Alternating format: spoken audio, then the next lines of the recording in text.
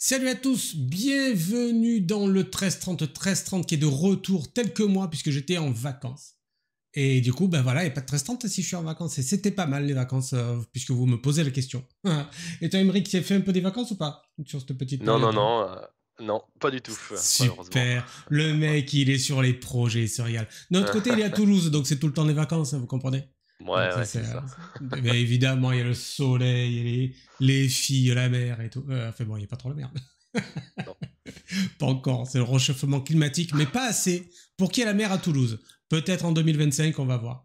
Mais en attendant ceci, Emeric va nous parler aujourd'hui de... Alors comment tu prononces Nuxt? Nuxt plutôt, ouais. Allez, on part sur Nuxt. Le framework Vue.js. On va voir ça en détail. Il y a une belle présentation parce que moi je l'ai déjà vu un peu en avance. Donc vous allez voir ça, ça va être dingue. Et ça démarre tout de suite. Et ben, on est parti, du coup. Donc ouais, Nuxt, c'est un framework, un méta-framework pour Vue.js. Mhm. Et donc là, j'ai une présentation en plusieurs parties. Il y aura une petite partie démo vers la fin et pas mal de liens aussi utiles si vous voulez vous renseigner un peu plus. Donc bah, c'est parti. Du coup, bah, voilà le logo déjà. On retrouve un peu les verts et les triangles qui sont un peu les thèmes de Vue en général. Mhm. Et du coup, ouais, donc comme on l'a dit, c'est un framework. Et en fait, plus précisément, c'est un méta-framework. Pourquoi ce Attention. terme? Parce que on considère Vue déjà comme un framework un petit peu à part entière. Et donc, méta-framework, c'est un framework par-dessus le framework, en fait. La classe. Euh, et du coup, c'est open source. C'est totalement open source. Il y a une petite partie du module qui est payant, mais sinon, le reste, c'est open source. Et ça fait partie de la grande famille Unjs. Donc un projet un peu ambitieux là de réunir tout un tas de projets, de modules, de technologies JavaScript sous un même étendard. Et du coup, c'est un framework qui est originaire de Bordeaux, donc qui est français. Donc ça fait plaisir de temps en temps d'avoir des technos Sympa. françaises qui marchent bien. Ça marche bien parce que le repo GitHub a passé, je crois, au mois de décembre, au mois de janvier, je sais plus, la barre des 50 000 étoiles. Donc Ah oui. ça commence à faire. Donc ouais, ouais, c'est un truc, une techno qui est bien appréciée quand même, donc ça fait plaisir de voir des projets français qui marchent à l'international. Du coup, comme tous les méta frameworks, il sert à faire notamment du server-side rendering, ça aide aussi pour le SEO, Search Engine Optimization. Et en fait, avec Nuxt, vous pouvez faire directement du full stack dans un seul et même projet, en fait, avec le server engine qui s'appelle Nitro, qui a été créé à la base pour Nuxt, mais qui peut être utilisé aujourd'hui totalement en standalone, sans souci. Euh, J'en reparlerai un petit peu plus tard dans la présentation de Nitro, un peu plus en détail.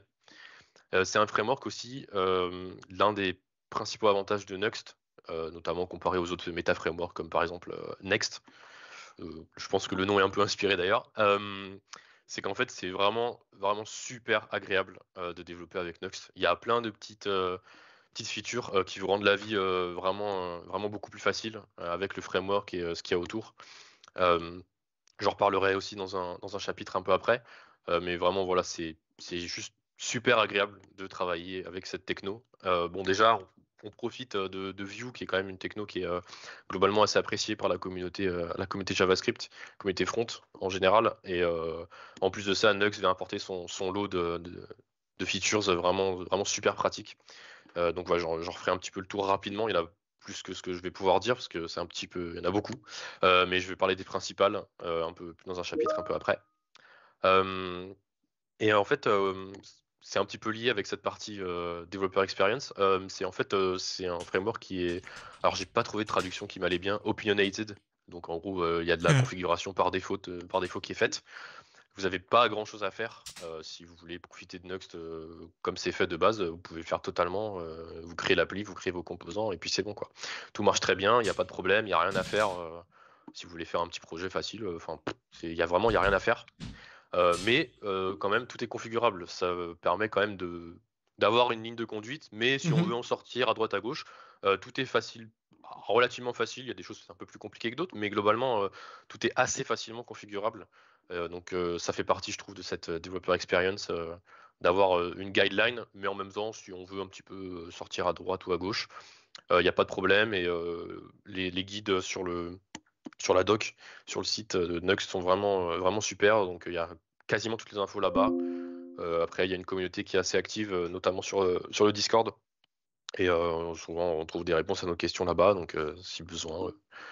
Et le lien Discord est pareil sur le site, donc vraiment tout est accessible. Ou sur GitHub aussi d'ailleurs, hein, pour ceux qui sont plus dans les questions sur GitHub. Ouais. Il y a tout là-bas aussi, donc voilà. Du coup, je vais reparler un peu de la partie Meta Framework, la partie SEO, donc Mhm. Search Engine Optimization. Donc c'est vrai que c'est un problème ces dernières années, enfin c'est un petit peu moins le cas, mais on va dire dans la décennie 2010, avec les développements l'explosion même des technologies single page application comme Angular, Vue ou même React. On a un petit peu perdu ce truc-là des SEO. En fait, c'est un peu plus compliqué. Les crawlers de Google n'étaient pas très adaptés pour venir lire toute la partie JavaScript des sites. Et donc, sur une single page application, comme vient du JavaScript, c'est un petit peu le problème. Euh, je crois que c'est pas impossible hein, de faire ça avec des SPA, mais c'était un peu plus compliqué et ça marchait pas forcément aussi bien qu'avec un site plus statique.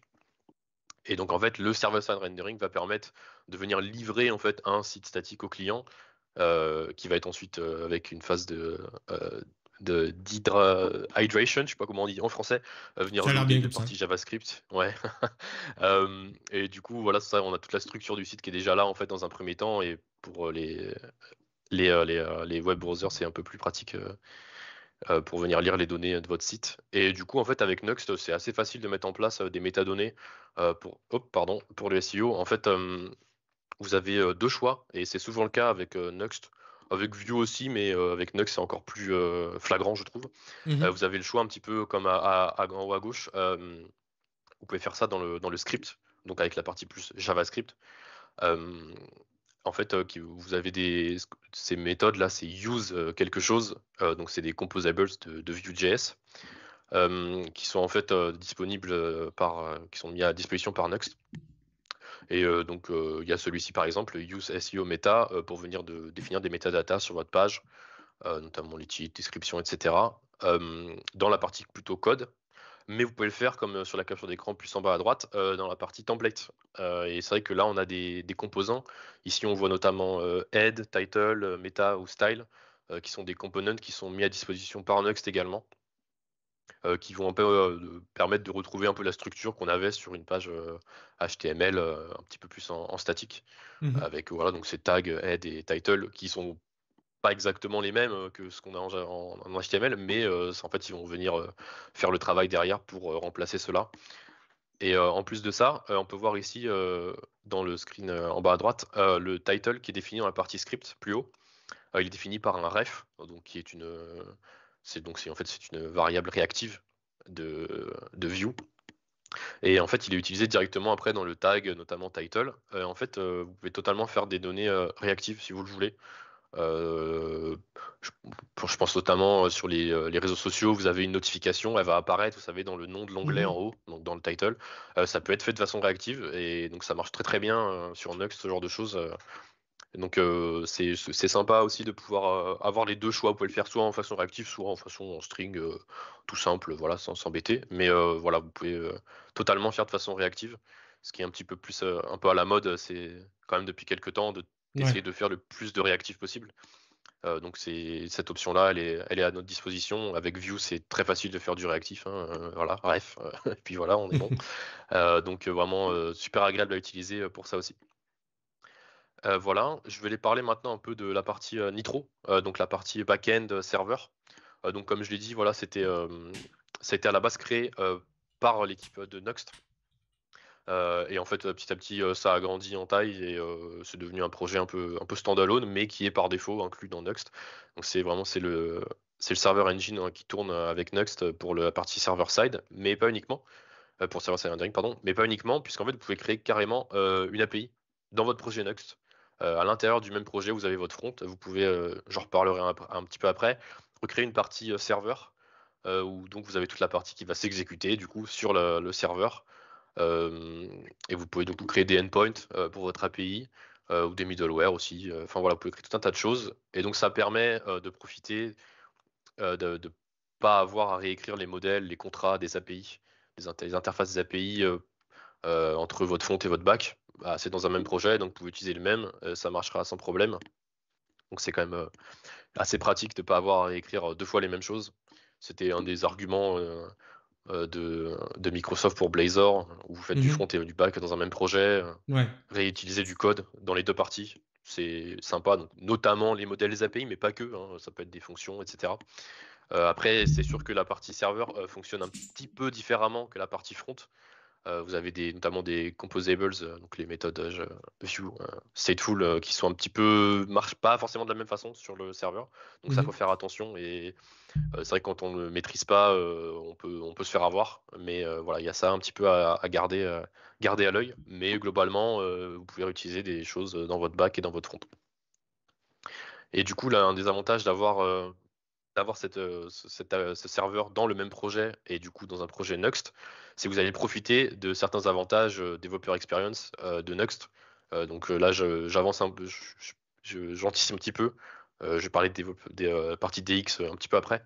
Mais vous avez les auto-imports. En fait, ça vous évite de devoir importer tout manuellement en début de code, vous savez, import, machin, from. Bah, ça, en fait, ça va être fait automatiquement par Nuxt, c'est Nuxt qui s'en occupe en fait, et ça vous met à disposition tout un tas de choses. Je pense notamment à ce qu'on a vu juste avant, le use SEO meta. Il n'était pas importé dans le script celui-ci parce qu'il était auto-importé par Nuxt. Et en plus de ça, on a le hot reload ou hot module replacement, je crois, qui est le terme un peu plus utilisé dans la doc en tout cas. En fait, Mhm. c'est le fait de faire une modification dans votre code, juste de sauvegarder. Et puis si votre appli est en train de tourner, et ben, l'appli elle met Mhm. à jour le code directement dans votre front. Ça marche notamment parce que Nuxt fonctionne par bundle Ouais. JavaScript. Donc en fait, il envoie tout un tas de petits fichiers JavaScript. Et en fait, il sait, vous avez modifié ce bundle-là, bah, il renvoie que celui-ci et pas toute Mhm. l'appli. Il n'y a pas besoin de relancer l'appli, il n'y a pas besoin d'attendre 30 secondes que toute l'appli rebuild, etc. On est sur du SSR notamment, c'est juste une petite partie qui est renvoyée par le serveur sur le client, qui est réexécutée. Donc c'est très pratique de ne pas avoir à relancer l'appli à chaque fois ou attendre 30 secondes que ça reload, etc.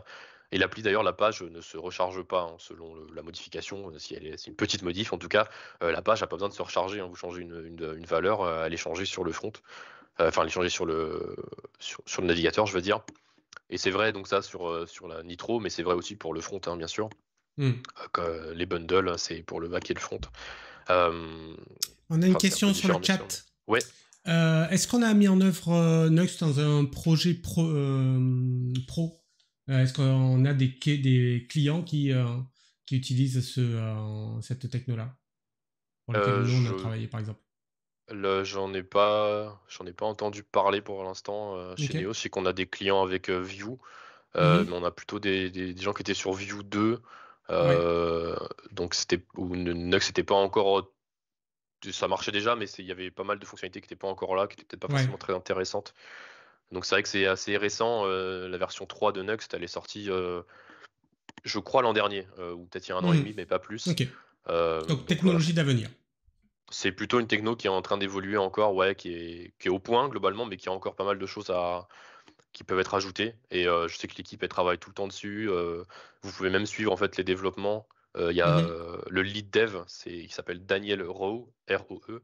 Donc il y a un Britannique qui a ouvert sa chaîne YouTube là et il poste pas mal de vidéos où il accepte des PR, où il règle des bugs par lui-même, Mhm. où il fait des petits tips. Donc ça avance tout le temps. La version 10 Ouais. est sortie, 3.10 pardon, est sortie il y a un mois. La version 3.9 est sortie le jour de Noël. Donc tous les mois on a une petite version qui sort avec des petits Mhm. ajouts. Très bien. Et en dehors de projet Next, l'équipe travaille sur pas mal de modules à côté. J'en reparlerai un peu à la fin. Ok. Mais donc en dehors de Next même, ils travaillent sur tout un tas de choses aussi. Et, puis c'est du open source, donc ça peut toujours évoluer parce qu'il y a des gens de partout qui travaillent dessus. Bien sûr. Donc voilà. Merci. Après, pour un dernier point sur cette partie-là, c'est point de vue déploiement, c'est assez facile à déployer. Vous avez notamment Vercel ou Netlify, entre autres, hein, qui proposent d'héberger les projets Nuxt ou Nitro. Hein, encore une fois, Nitro peut être utilisé en standalone. Et donc c'est vraiment assez facile à mettre en place. Et en plus de ça, Nitro fonctionne sur Node, Deno et sur Bun. depuis pas très longtemps, mais ça fonctionne sur ces 3 runtimes-là, et pas que sur Node, contrairement à certains. Donc c'est vraiment, vous faites une fois votre appli, et puis il n'y a plus grand-chose à faire, hein, vous la déployez, et puis ça marche bien. C'est vraiment agréable à utiliser, cette partie-là aussi, quoi. Voilà pour cette partie. Je vais enchaîner sur la partie, peut-être la plus intéressante, je pense, à la partie, Developer Experience. Enfin, pour moi, je trouve que c'est la plus intéressante. C'est ça qui m'a donné envie d'utiliser Nuxt, cette techno. Donc, j'en ai parlé un petit peu avant, c'était sur les auto-imports. Donc là, j'ai pris 2 captures d'écran d'un projet à moi. C'est juste la structure, en fait, du projet. C'est une structure assez classique, d'un projet Nuxt. En fait, la structure des projets Nuxt, elle est importante. Parce qu'en fait, je l'ai dit, Nuxt met à disposition certains éléments. Il y avait les component head, il y avait le composables use SEO data, meta, pardon. Mais en fait, vous pouvez aussi créer vos propres composants, vos propres composables. Vous avez les exemples là. On a les dossiers tout en haut de la première capture d'écran. En fait, ce que vous allez mettre là-dedans va être auto-importé dans votre application par Nuxt. C'est-à-dire que si vous avez dans Component, vous avez un button, eh ben, vous pouvez appeler, enfin, ou un My Button, on va dire plutôt, n'importe où dans votre application, vous pouvez appeler My Button sans aucun problème. Il n'y a pas d'import, il n'y a pas d'histoire de module comme on a pu avoir en Angular, même si c'est trop le cas aujourd'hui. Il n'y a rien à faire pratiquement, il faut juste créer votre composant. Pareil avec les composables, les layouts, les middleware, tout ça. Donc c'est vraiment super pratique et c'est très important d'avoir une bonne structure. Il y a des recommandations, hein, des guidelines sur la doc. Et si par exemple vous pouvez créer une arborescence de fichiers dans vos components, je ne sais pas, par exemple si j'ai un dossier accueil et à l'intérieur de accueil j'ai MyButton, bah, du coup le nom du component à appeler ça va être accueil MyButton par défaut. Vous pouvez changer ça, le fonctionnement par défaut, encore une fois, comme je l'avais précisé en début, tout est configurable. Mais c'est comme ça que ça marche par défaut. Donc c'est en fait l'arborescence du nom du component qui va être pris en compte. Et s'il y a des éléments qui sont répétés, par exemple, vous avez un dossier MyButton et à l'intérieur vous avez le MyButton.view, en fait le component ne va pas s'appeler MyButton, ça va juste être MyButton. Ça c'est le comportement par défaut aussi. Du coup, j'ai dit que c'était un mybutton.view, mais en fait, c'est pas uniquement sur les dossiers, des fichiers, des components view. Ça marche aussi avec des fichiers JS, des fichiers TS, et pareil, JSX et TSX. Si jamais vous voulez mixer du React et du Vue, bon, c'est discutable, mais c'est possible. Vous pouvez totalement le Ouais. faire. Ça prend pas en compte que les components view. Et pareil sur les pages. Du coup, là, qu'on voit sur la deuxième capture d'écran, c'est un peu le même principe. Les pages, en fait, ça va être votre routing. Un peu le même principe que les components, où c'est l'arborescence qui va définir votre routing. Donc là, typiquement, on voit ici, j'ai le dossier user entre crochets, avec un sous-dossier status, avec un sous-dossier, avec un component, pardon, ID entre crochets.view. En fait, c'est le lien pour arriver sur ce component ID.view. Ça va être, par exemple, emric/status/2. Et ça va vous amener directement sur ce component-là avec les paramètres. En fait, le paramètre user sera emric et le paramètre ID sera 2. Ou alors, si on a en bas, on a search/index.view. En fait, si vous arrivez sur la page /search, en fait, ça arrive sur ce index.view là. Donc, c'est comme ça qu'est fait le routing par défaut. Encore une fois, mais vous pouvez le réécrire totalement. Moi, j'avais réécrit un petit peu le comportement sur mon appli. En fait, ça me dérangeait d'avoir des index.view partout. On voit là, j'ai ouvert 2 dossiers, il y a déjà 2 index.view. Et dans l'éditeur, quand vous avez index.view, index.view, bon, c'est un petit peu chiant de se retrouver sur lequel est lequel. J'avais réécrit notamment le fait que si dans search, j'avais un search.view, et ça répétait pas search. Ce qui est le cas par défaut, malheureusement. En fait, la version recommandée, c'est de créer un search.view qui est en dehors du dossier. Et lui, à l'intérieur, va avoir un component Nuxpage qui va en fait venir lire le dossier search. Bon, je trouvais ça pas très pratique, donc j'avais réécrit ce comportement-là, et je l'ai fait en 5 lignes de code dans la config. Voilà, c'est vraiment sans difficulté. Mais voilà, par défaut, c'est comme ça que ça marche. Et donc, ouais, votre routing est fait par l'arborescence des fichiers. C'est le cas, je crois, avec Next aussi, il me semble, hein, mais c'est sympa de pas s'embêter avec le routing. Des fois, c'est un peu embêtant si on veut avoir un truc assez simple. Bon, ça marche bien. Ok. Et pour le serveur, c'est pareil. Là, j'ai le dossier serveur, là, bon, il est en rouge. J'avais une erreur, je sais pas pourquoi. Mais bref, le dossier serveur marche un peu de la même façon pour vos endpoints de votre API. Si vous avez en fait dans votre dossier serveur, vous avez un dossier API et dans votre dossier API, vous avez un endpoint users. Et ben en fait, vous allez appeler /API/users et ça va arriver dans ce endpoint là. Mhm. Donc ça marche un peu de la même pratique, de la même façon avec l'arborescence en fait dans le dossier serveur. Si vous voulez pas le préfixe API, il y a aussi un sous-dossier root. En fait, tout ça va juste ignorer le /API et ça va juste être par exemple /users. Et donc c'est pratique dans votre front pour appeler votre back. Vous n'avez pas besoin d'avoir une variable d'environnement avec l'URL de dev, l'URL de prod, parce que c'est dans un même projet. Donc vous avez juste besoin d'appeler le /API/ whatever, et ça marchera. Vous n'avez pas besoin de vous embêter Ouais. selon l'environnement, l'URL de dev, de prod, etc. Donc c'est aussi un des avantages d'avoir tout en un. Bon, c'est vrai que sur des gros projets, ça peut peut-être un peu poser problème, mais sur des projets perso, des petits projets, ça marche très bien. Donc c'est assez pratique là-dessus. Mhm. Ensuite, j'ai parlé beaucoup de server-side rendering, je l'ai évoqué plusieurs fois. En fait, c'est donc le comportement, encore une fois, par défaut. Mais vous pouvez totalement modifier ça. Euh, En fait, vous avez tout un tas de règles. Alors ça, c'est une capture d'écran aussi qui vient du site de nux.com. En fait, vous avez tout un tas de règles différentes à mettre sur vos routes, que ce soit sur une route du front ou une route du back. Là, on voit par exemple en bas le /API euh, avec le étoile qui donc indique que c'est la règle pour les enfants de API et pas que pour la page API. Vous pouvez mettre tout un tas de règles différentes. Si vous voulez avoir du SPA, ben, en fait, vous mettez SSR .false, comme c'est le cas sur le admin, et ça marchera comme une single page application. Ce sera tout render sur le côté client. Donc voilà, vous pouvez avoir des parties qui sont faites côté front, des parties qui sont faites côté back, enfin côté serveur. Il y a des parties là, notamment avec du cache, là, le SWR, le ISR, ça dépend aussi de où est-ce qu'est hébergé votre appli, mais je crois que le ISR marche notamment sur Vercel, comme j'avais évoqué tout à l'heure. Ça va être c'est du cache en fait, hein. Enfin voilà, vous avez tout un tas de règles à redéfinir si vous le voulez. Et donc Mhm. ça, le define nuxconfig, je vais juste revenir un coup avant, c'est dans le nuxconfig.txt qu'on voit en jaune là. Et donc c'est là-dedans en fait que vous allez redéfinir toutes vos configurations. Là, je parlais des pages aussi, réécrire la façon de faire des pages, tout se fait là-dedans. Ok. Et c'est un fichier qui de base est vide. Donc pratiquement, ouais, de base maintenant il y a le DevTools qui est activé.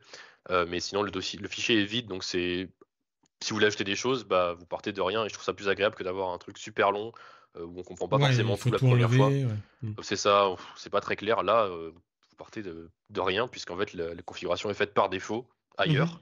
Et si vous voulez réécrire, bah, c'est là que ça se fait et ça Ouais, va tu vas venir voir réécrire la configuration. Donc voilà, voilà, c'est ça le contenu, un contenu par exemple de nuxconfig. Ensuite, je vais parler de TypeScript, qui est, je trouve, un peu le sauveur de JavaScript à mon avis, euh, qui rend, qui est quand même ça rend plus agréable le dev en front, le TypeScript, je trouve. Ça évite pas mal de se gratter la tête sur certaines choses. Et en fait, depuis la version 3, c'est par défaut TypeScript est présent sur un projet Nuxt. Cependant, il va pas faire de la vérif à la compilation. Pour des raisons de performance, ils ont décidé de ne pas le faire. C'est uniquement en fait pour vous aider à développer. Donc profiter des avantages de TypeScript sans avoir les désavantages, si on peut dire, c'est-à-dire les erreurs et les warnings. Il faut venir installer le module et l'activer, et éventuellement activer le mode strict, ce qui est Ouais. souvent recommandé. Mais voilà, par défaut, en tout cas, ça vous aide au développement et ça vous bloquera pas au déploiement ou juste à la compilation. Mais en fait, c'était un petit peu un problème avant, sur la version 2 de Nuxt et même de Vue, je crois, à configurer TypeScript, c'était un petit peu casse-tête. Et là, il n'y a rien à faire. Et c'est pour ça que si je reviens un peu avant, même très avant, on voit là en haut dans les scripts setup, on a le lang égale TS. Et puis voilà, TypeScript est là dans ce component. Et voilà, aussi simple que ça. Hop, je reviens où j'en étais.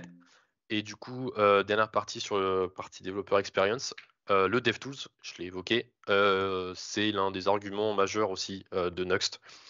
C'est un outil vraiment génial. Il y aurait presque de quoi faire une présentation pour lui à part entière. Mhm. Et du coup là, Steve, je vais changer Changeons. d'affichage. Yes. Mettons en démo. Voilà. C'est Du coup là, joli. c'est l'appli. Bon, il n'y a pas grand-chose. C'est juste une page de login. Pour être tout à fait honnête, ça fait un moment que j'ai pas travaillé dessus. Du coup, le Supabase que j'utilisais pour le bac ne marche pas, donc je peux même pas me connecter. Faudrait que je le réactive. Bon, bref, c'est pas important. En fait, quand vous avez le DevTools qui est activé, ce qui est le cas par défaut maintenant, Mhm. vous avez ce petit bouton en bas là avec une animation un peu sympa pour venir utiliser le DevTools. Vous avez ce bouton là pour voir les components sur votre page. Si je reste là par exemple, et si je clique, ça va m'amener dans mon VS Code. Alors ça va pas ouvrir VS Code, mais là mon VS Code me met une petite notification pour me dire ah salut, c'est ici que ça se passe. Donc en fait ça vous permet de faire le lien entre l'appli et le code super rapidement pour voir un peu tous les components et les sous-components avec les lignes, etc. Donc c'est vraiment super pratique pour ça. Euh, et en plus de ça, donc ça c'est juste la partie venir chercher les components. Mais en fait, le vrai du DevTools, il se trouve ici, sur ce bouton là plus à gauche. Mhm. Si il veut bien. Ah mince, hop, faut que je déclique le bouton de droite, pardon. Euh, donc voilà, on a toute une belle interface là. C'est vraiment une appli à part entière. Et en fait, ici, vous avez à voir le lien notamment ici de la doc. Hop, je vais revenir juste. Pas très intéressant. Vous avez vos versions de Vue, la version de Nuxt. Enfin, vous avez tout un tas de liens. Et en fait, ce qui est super intéressant, c'est de venir voir, par exemple, vos pages. Donc là, je suis sur la route login. Bah, effectivement, si on arrive à voir, je sais pas si c'est très visible sur la presse. Euh, et en fait, bah, il n'y a qu'une seule route qui marche avec ça. Et on a toutes les listes des routes de l'appli. Donc on voit ici là, le user, ce qui était entre brackets, entre crochets. Mhm. Donc qui est remplaçable par un peu n'importe quoi. Enfin voilà, vous avez toutes vos routes ici notamment. Et si je vais cliquer ici, bah en fait ça va m'amener sur la page correspondante. Je ne vais pas le remontrer, mais voilà, vous avez ces boutons-là un peu partout qui vous font Ouais. les liens entre l'appli et votre éditeur de texte, enfin votre IDE, votre éditeur de texte. Mhm. Vous pouvez voir aussi les components et vous avez un graphe des components. Je crois que je peux un petit peu zoomer par exemple. Et en fait, on voit ici les carrés, ça va être les pages, et en fait, quelles components elles utilisent. Et on voit que là, on a l'impression qu'il n'y a aucune page qui est liée à aucun component. C'est parce qu'en fait, comme je ne les ai pas encore chargés, il n'a pas encore fait le lien ici. Ouais. Il s'en est pas encore occupé. Mais si on se balade dans l'appli, on verrait les liens qui se créent un peu partout. On peut enlever les components qui ne m'appartiennent pas, on peut enlever les layouts, on peut même montrer les components qui viennent des nodes modules.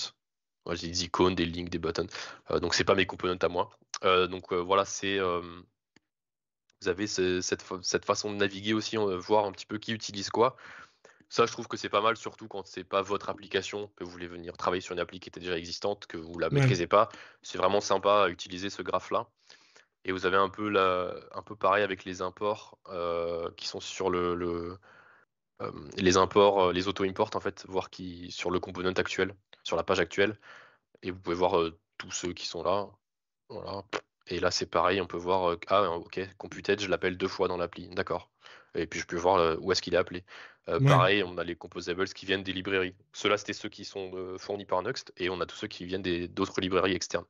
Enfin voilà, il y a tout un tas de choses. Vous avez aussi les modules, qui sont des librairies en gros, les modules qui sont installés sur cette appli, et vous pouvez venir installer directement depuis le DevTools un nouveau module. C'est vraiment, je trouve, vraiment un outil génial. Et il y a encore tout un tas de choses en plus, mais là je vais pas rester plus longtemps là-dessus. Mais voilà, donc c'est vraiment le DevTools, un des arguments majeurs de Nuxt. Mhm. Et je crois que de plus en plus de technos essayent d'adopter un truc un peu similaire avec toutes ces fonctionnalités-là. Donc a priori, c'est que c'est un outil qui est pas mal quand même. Voilà, on peut revenir au PowerPoint. Revenons à la présentation. Ok. Du coup, voilà, j'en ai presque fini avec la présentation. Je voulais juste réévoquer, là, je viens d'en parler rapidement, les modules. Donc en fait, les modules, bon, c'est le terme utilisé par Nux, mais c'est toutes les librairies, les packages, appelez ça comme vous voulez, de NPM ou whatever. Et en fait, donc toutes les librairies vues vont plus ou moins marcher. Il y en a certaines qui vont pas forcément être très adaptées, avec le SSR notamment, mais Ouais. globalement, tout va plus ou moins marcher. Et une des librairies les plus connues, c'est Vue Router. En fait, c'est ce qu'utilise Nux par défaut pour son routing. Mhm. Pas besoin de réinstaller un routeur. Après, il y a des librairies de components comme NuxtUI et NuxtUI Pro, c'était celle donc payante dont je parlais, qui sont développées par l'équipe de Nuxt. Et après, on a tout un tas de librairies connues comme Pinia, Supabase qui ont été adaptées pour Nuxt avec notamment des auto-imports, des composables qui sont pas disponibles dans le module pour Vue uniquement. Si je prends le Pinia Vue, il y a des choses qui seront pas là comparé à Pinia Nuxt. Voilà. Tout un tas de librairies en tout cas. Et vous avez toute la liste des modules qui sont vraiment adaptés pour Nuxt sur le site encore une fois. Donc voilà, j'en ai un peu fini avec la présentation. Je laisse 2-3 liens, le site du DevTools qui est un site séparé, NuxtUI aussi séparé. Enfin voilà, tout un tas de liens. Et j'invite même à suivre franchement là sur Twitter NuxtLabs et toutes les personnes qui souvent partagent. Il y a Atinux qui est Sébastien Chopin qui est l'un des 2 créateurs de Nuxt qui est français. Et Daniel Rowe dont j'ai évoqué qui souvent partage des choses sur Twitter ou sur YouTube. Donc c'est intéressant de les suivre, je trouve. Donc voilà, je laisse les liens affichés, puis merci de m'avoir écouté, du coup. Merci de l'accueil. De rien, je remettrai les liens dans la description du replay qu'on postera sur YouTube. Yes. La semaine prochaine, les amis, vous serez heureux d'apprendre qu'on va parler de Terraform, et ce sera avec Kevin Pinero. Truc de dingue. Et la semaine suivante, ça va être les masters du jeu vidéo. Oh, ça va être fou. Et ce sera 16h30 cette fois-ci. Mais bon, la semaine prochaine, on reste sur un horaire classique de 13h30 pour le 13h30, ce qui paraît bien, hein, j'ai envie de dire. Merci beaucoup, Emric. C'était cool. Merci. C'était très bien. Et en plus, le DevTools, c'était magique. Allez, je vous dis à la semaine prochaine. Salut. Salut.